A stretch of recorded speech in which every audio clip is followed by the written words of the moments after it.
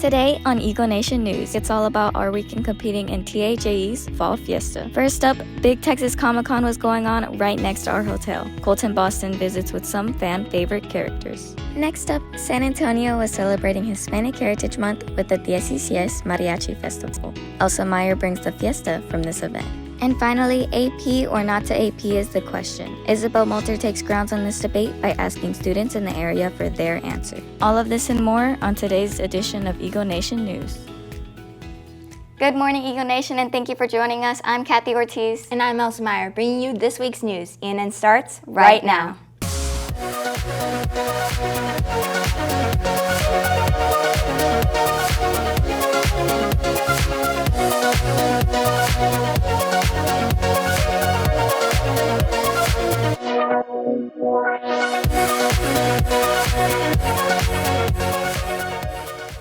Welcome back, Eagle Nation, and thank you for joining us again here at Studio 301. Today is Friday, October 18th. Looking at the forecast, the high today is 78, but the morning and night will be chilly around 50 degrees. This has been the first week of the year that we're really seeing the temperatures drop. This week has also been a little weird with only 3 days of school, and if you haven't heard, the Pink Out Pep Rally originally scheduled for right now has been canceled. The rest of the day will be a normal A-Day. We are still wearing pink for the cause. Stay tuned because at the end of the show we have some surprise guest. Now switching over to our weekend, you might have heard over the loudspeaker that we competed at the TAJE Fall Fiesta in San Antonio. Up first was the category broadcast package where the prompt was Alamo City Comic-Con attendees. Colton Boston has more. I'm standing right outside the Henry B. Gonzalez Convention Center, which is right now hosting the Big Texas Comic-Con. Now, this Comic-Con is home to some of the biggest names in acting. It's not the actors that give personality to this event, as it's the Alamo City Comic-Con attendees that truly bring life to this convention. Oh man, it's got to be the environment, honestly, the atmosphere, the people. I just love coming to see how everyone's excited, seeing all the different costumes, all the different vendors and stuff like that. And, you know, of course, seeing when you can go see the famous people. And while it's the major actors that bring in the masses, it's the attendees of the convention that keep people there. So everybody who's here has their own kind of, way of making you feel accepted and involved. Every single time you walk up to a booth or a table, they're like so welcoming, inviting, and it's just awesome to be welcomed as a guest. It's kind of nice. It's kind of free. That it's an open area to talk about. You can be who you are here, and you're not going to be. Nobody's judging you for who you are and what you like here. Everyone's pretty open-minded, which I love because nobody's here has had a bad time. Everyone's here to have a good time and enjoy nerdy stuff. And with the outstanding support from this community, new cosplayers find themselves being treated like the real deal. I guess mostly they all are just so fascinated to see you too, even though we're not the real ones. They treat us like if we're the actual Ryan Reynolds, the actual Hugh Jackman. And that just makes you feel really cool about yourself, that you got to put a smile on their faces just because you're dressing as one of your favorite characters. Reporting for Eagle Nation News, I'm Colton Boston.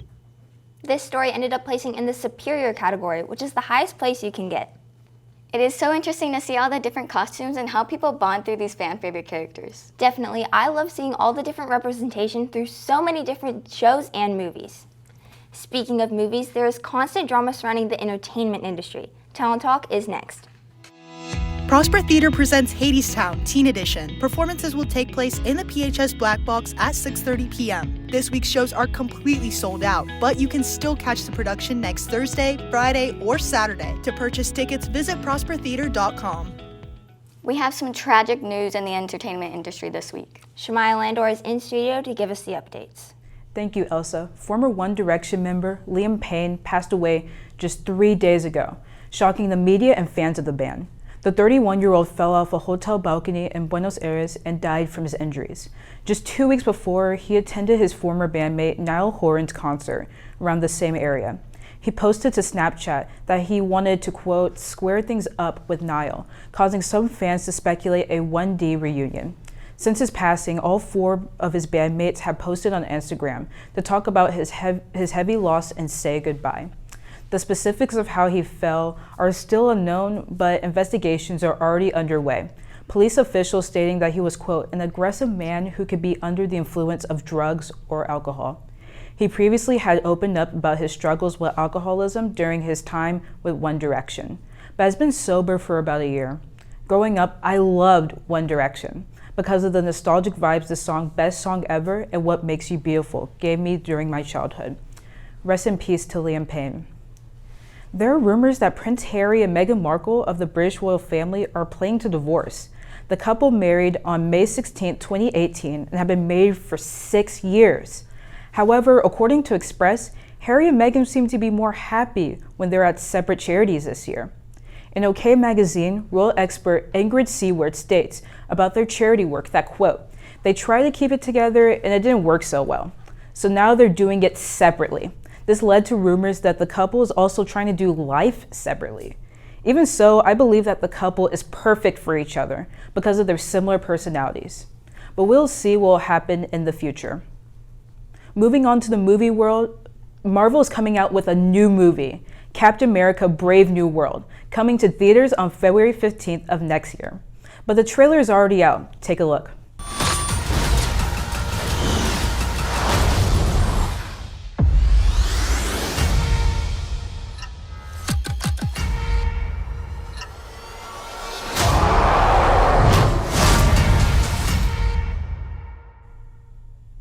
This movie welcomes a new face as Captain America, Anthony Mackie, who has also played the Falcon.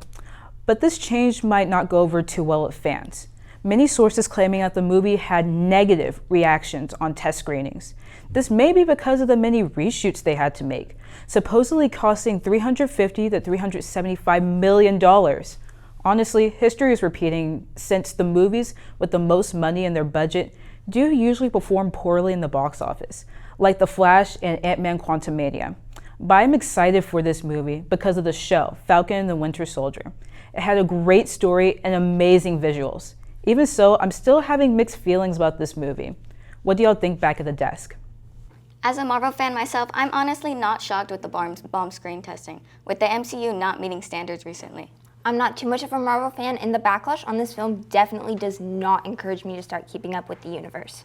With that, let's move on to the next competition. The prompt for this second competition was DAC Say's Mariachi Festival, and it also received Superior. I was given the opportunity to see what this festival meant to the people of San Antonio. San Antonio, Texas is filled with a variety of businesses, shops, and ways for people to gather together. And this weekend, right at the heart, was one special festival. This festival is to promote our culture, to promote our music for 16 Septiembre. And 16 Septiembre, we celebrate it from the middle of September to the 14th of October. This festival is about sharing mariachi music with everybody who doesn't maybe know it. Beyond just celebrating tradition, the Mariachi Festival helps support the surrounding community. So we invited 15 groups. Right now, these poor groups are having a tough time, so we're giving them a $500 donation to help them with their expenses because they have to pay for their own buses. And we're going to feed them. So it's a real positive experience for them. This event holds a special place in the community's heart and Mexican culture as a whole. I've been an educator for 46 years, and so this is how we get to evaluate and assess what these kids are doing in their classroom and how they're promoting our culture, and the wearing of the uniforms, as you can see out there, the way they play their instruments, all of that is so important. It's my goal to help spread it with other people. From San Antonio, reporting for Eagle Nation News, I'm Elsa Meyer. This was the 30th year the festival was hosted down at the Riverwalk. It was so meaningful to get to see how prevalent music is in their culture, and I hope their programs continue to thrive. Something else that is thriving around our own school is Prosper Sports. Game time is up next. Here we go!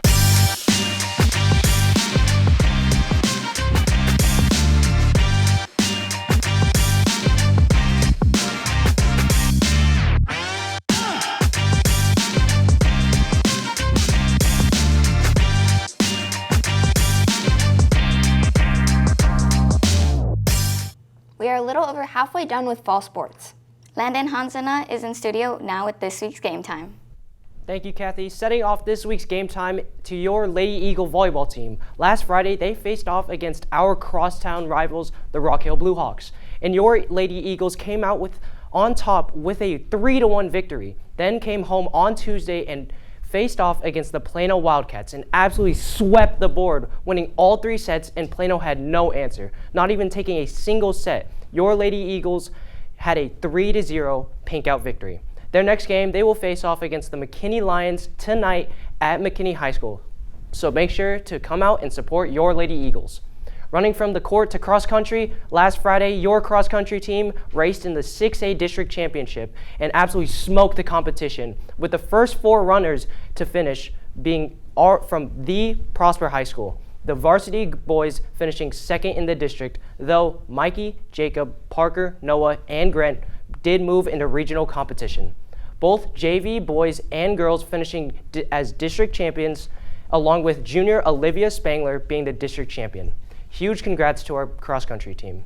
Diving into the pool, our boys water polo team played against Highland Park last Thursday in the area finals match, and your Eagles came out with a strong 13-6 win, then faced off against the South Lake Carroll Dragons in the regional quarterfinal in a very close battle, but sadly when the buzzer came off, they could not come up with the win and fell short 11-20 to wrap up their season. Congrats to our boys water polo team on a great season.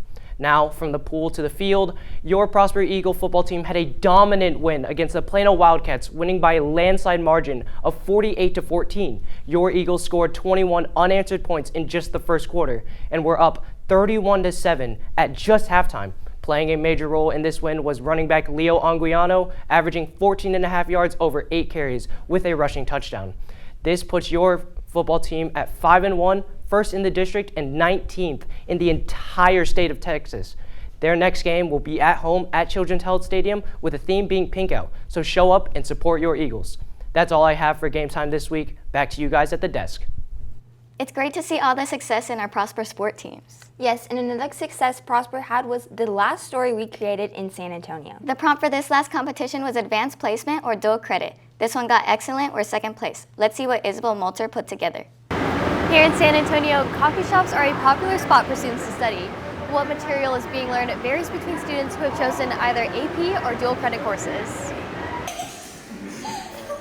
I prefer AP because I've had more of a positive experience with that. The only dual credit that I've done was basically online, and it was not done very in an organized way.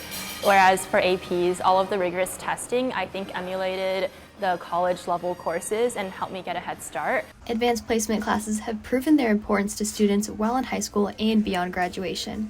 Taking AP saved me time during the school year, and I was able to focus more on pre-med classes and kind of explore different interests as well. I did some finance classes just because I was interested in it and because I had the time, since I already had so many credits. I decided to ask you guys which courses you prefer through a poll on our Instagram, which showed more students voted dual credit. I think in my experience, dual credit was definitely the way to go. Now that I'm in college, most of my AP credits were not accepted. When you take AP, you have to pass the AP test, study for that one singular test, whereas with dual credit, you just take the class and you get the credit. So that's a really big factor in saving money on tuition, saving money on classes, that sort of thing. These courses allow students across the country to get one step ahead to their college degrees. You can do well if you take either one. I would just put your best effort, because that stuff does come back up in college, and if you do the best you can in high school, it really does transfer over and you'll do really well in your college classes. Reporting for Eagle Nation News,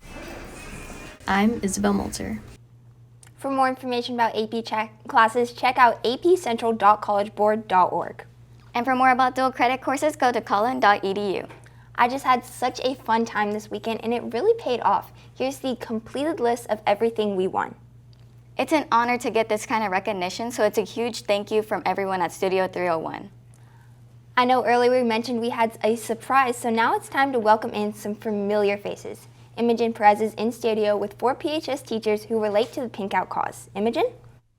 Thank you, Elsa. Since our pep rally was canceled, we wanted to come and visit have some of our PHS survivors visit us in our studio.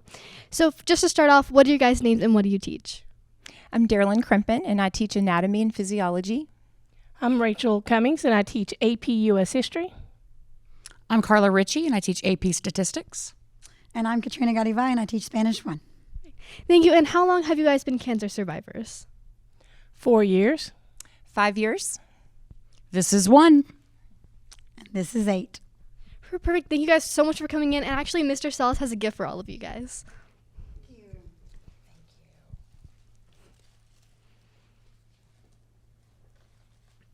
Thank you so much. Once again, thank you all so much for taking your time to come and visit us. And back to you two at the desk. Visit nationalbreastcancer.org for more information about this disease. That's all I have for you today, Eagle Nation. Thank you for letting us tell your stories. Once again, I'm Elsa Meyer. And I'm Kathy Ortiz. Have a great weekend and go Eagles!